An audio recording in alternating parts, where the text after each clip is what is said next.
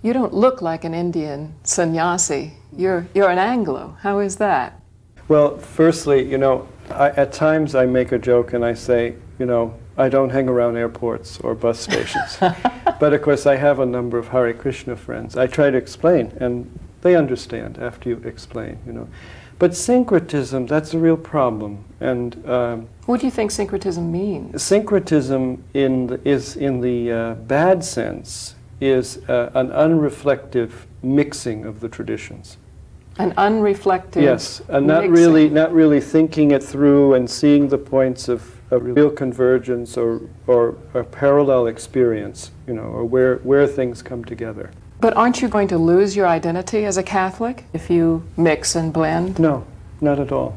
I have found that if you know your tradition and you are deeply rooted in the spiritual level of your tradition, the mystical life of your tradition, and you have some experience and you have a practice, a spiritual practice, meditation, prayer, liturgy, whatever, periods of contemplation, you deeply appropriate your own tradition. You deeply understand it. You integrate it. It becomes part of you. Then you can venture out into Hinduism, into Buddhism, into Jainism, into Sikhism, Taoism, or the various indigenous traditions on a deep, deep level. What is the community of religions? Not a syncretism. We don't want to build a super religion. That's not the point. That there is such value in the rich diversity that exists. So therefore, we are together we, as the Dalai Lama has often said, we have a universal responsibility for the earth.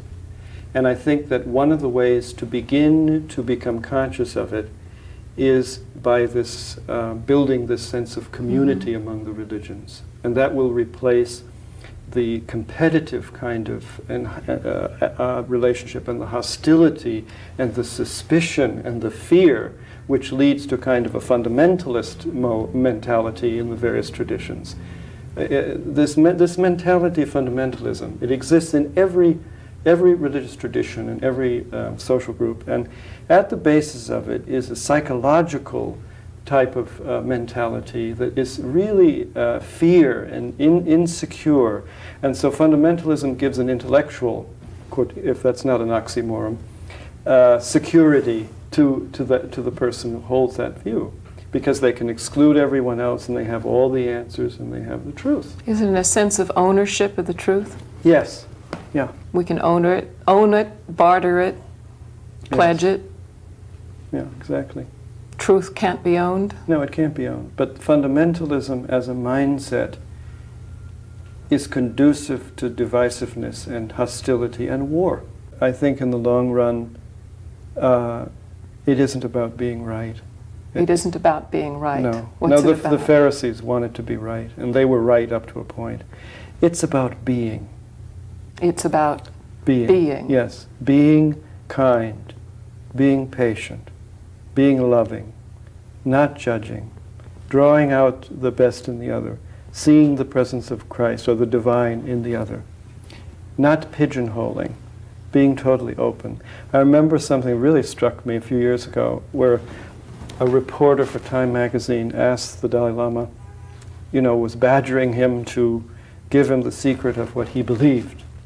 And His Holiness simply looked at him and started to laugh, and he smiled, and he simply said, my religion is kindness. My religion is kindness. So as a Christian, I have to say, my religion is love. My religion is compassion. My religion is kindness too. So that is the essence, because kindness, love, compassion, patience, gentleness, nonviolence, inclusivity, including more, not being an elitist circle. This is the fruit of spirituality in action. So it doesn't matter what you believe. It's important, but it doesn't matter in the long run. It matters what you are. And that's seen in how you treat people and how present you can be to them. And I would like to hear fundamentalists talk more about love and less about being right or who is right, because only God can judge who is right and who is wrong. He knows the heart. And God goes by the heart, not by the appearances or the words. In the gospel it says, Jesus says, not all those who say, Lord, Lord, Not all those who have all the beliefs and the right views and, you know, who are fighting and killing for the truth. No, what do they do in their actions? You know, whatever you do to the least of my brethren. And that is universal in every tradition. Whatever you do to the least of my brothers. Yeah, in other words, in every tradition, how you treat other people is indicative of the degree of spiritual enlightenment you have. Very much so. It is the measure.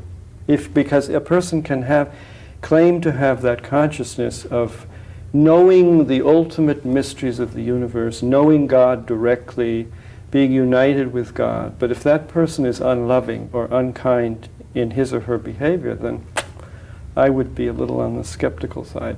Mm-hmm. You know, I don't think you get there unless you pay the price of transformation. So.